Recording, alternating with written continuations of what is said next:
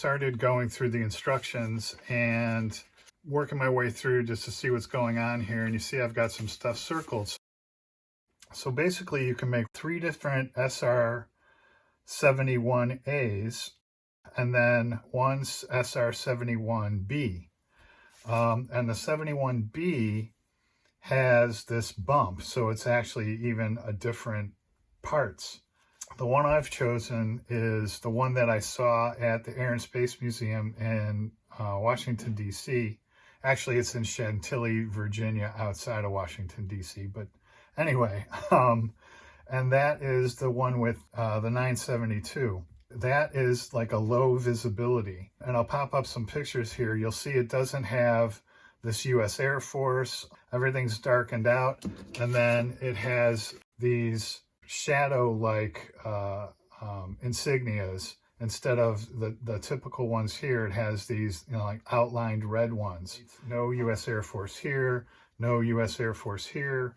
So everything's, you know, darkened down, which will also make it easier. It's fewer decals, but I think it also looks a little cooler. So that's the one I'm going to go with. So I just went around, and anywhere where it's the 972, I circled, you know, that decal designation, and then circled the ones that say all SR-71s. So it either, you know, it's either common to all of them or just specific to the 972. And then I went back through the instructions, and here and there it's the same thing. For instance, like I said, that it has that pop-up on the canopy. Well, there's a different base for the canopy for the SR-71B, so I've crossed that one out and circled the one for A. Same thing here, this piece is different for, you know, either A or B. So this is the one that pops up. So this entire, I crossed out the bottom here, that won't get done. This entire assembly doesn't get done, so I circled, you know, it's the SR-71A. So you do basically step 10, not step 11. And these fins are only on the B, so that it doesn't get these fins on the bottom. So I think I understand what's going on now. I've got all the pieces laid out and cleaned. So I'm going to start in on building this and painting the various parts.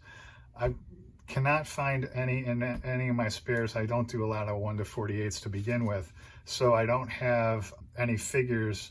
So I'm just going to do it without pilots. But I think I will model it with the canopies closed, but no one inside. I think that does it. So I think now I can get started.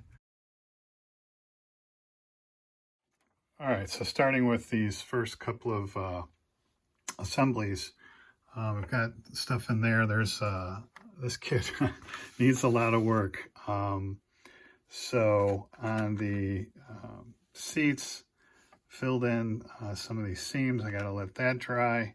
There's a screen here that had a big hole in it, so I'm letting all that dry, and then I can bring together these assemblies.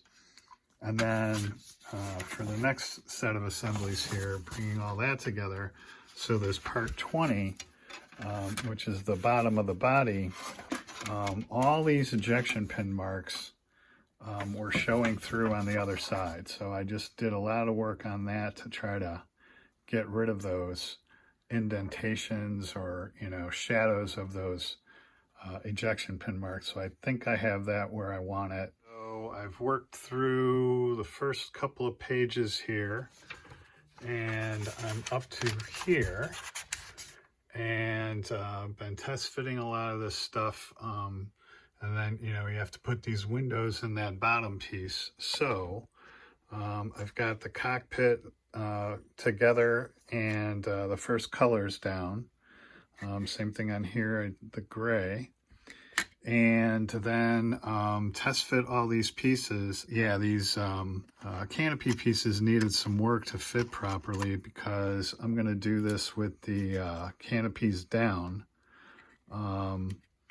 And I think I have that fitting well. I might have to do a little bit of filling right there, but I'll probably do that with some white glue when the time comes. And then I test fit these pieces together along with that pitot tube up front, and I'll leave that apart and, you know, do that as part of the last assembly so I don't break those off. Okay, I think I'm pretty close to done on these cockpits. So after I painted this gray, came back, did the seats green with the headrest red, masked off and painted those 4 rectangles in the gloss black, and then dry brush that to, you know, highlight those details. I think that's about all I'm going to do. And then same thing in here, masked those off and painted those black, and then dry brush. Proceeding with this second piece that goes on to the cockpit piece,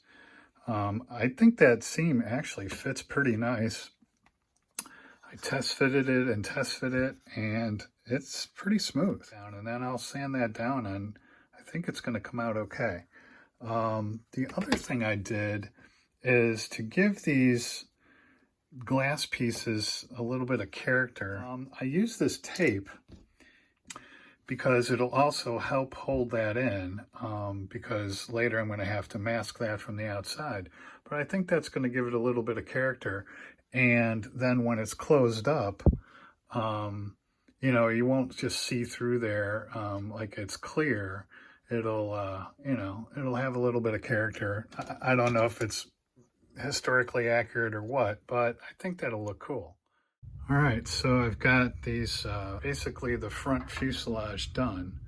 And yeah, I'm pretty happy with this seam. Might need a little work on the top there, and then obviously buffed out. But same thing with this seam. It meets pretty well on the top and pretty well on the bottom except for the side there, but I filled that in with super glue. All right, it's the next morning and I've just been working on the seam, and I gotta say, I'm pretty happy with the way that came out. This one matches up almost perfectly. And then that one on the bottom, same thing, it matched up nicely, but, and you can see the shaded area there is actually super glue. You know, I had to fill a little bit of a gap in there, but those two surfaces meet pretty well. I don't have a huge dip.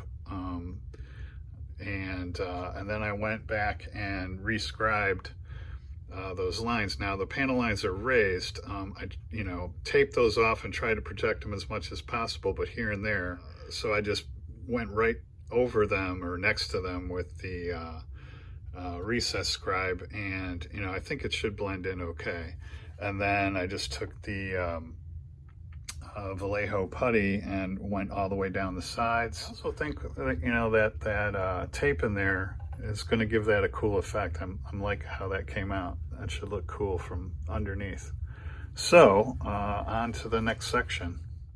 Prepping the landing gear bays, and you can see I had to get rid of some ejection pin marks in the corners there. All right, this back section not going together as easily as that front section did.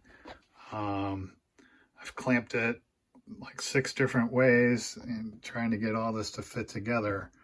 And as you can see, I have that great big clamp on there holding those two, holding the sides together to that middle part. And I, you know, had to douse it here and there with the ultra thin. And, you know, I want that all to kind of melt together. Okay, that was a ton of work. But I think I have that all straight now on both sides. And you can see the putty there I filled in and rescribed some lines. Geez, this thing is so big I can't even get it in to hold it and get the whole thing into the frame. But anyway, I've got the fuselage done now, and I'm starting to work on the engine nacelles, and you know, there's fit issues on this thing kind of all over the place. But after scraping out these side, you can see that one, I still have to do this side. It's very narrow there. I finally got that to go in there. Now all that's just dry fit, because I want to make sure everything fits before I, you know, glue all these parts together. and then kind of figure out the order. I think I'll put those engine nacelles on first and then fit the rest of these pieces into there. Yeah, fit issues all over the place on this thing, but I'm dealing with them. Okay, some more test fitting. I've got those nacelles together now, and this is from the bottom. And yeah, I think the fit is pretty good on each side there. And then on the top, not bad. I think once I push and press all that together, it'll be better. And then I'll fill in whatever gaps remain. The one thing I do want to fix, where is it? Right there. The tip of that edge, I want to fill in that little gap there. And then I think I'll be ready. Okay, I've got those nacelles on, and I've got all this sanded down and filled in with putty. Same thing on the other side here. You can see that putty on the edges.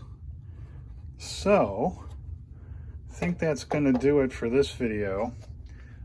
So I'm going to let all that putty set up and dry, and then I'll sand it. Then I can put the cones and the exhaust and the rear stabilizers on.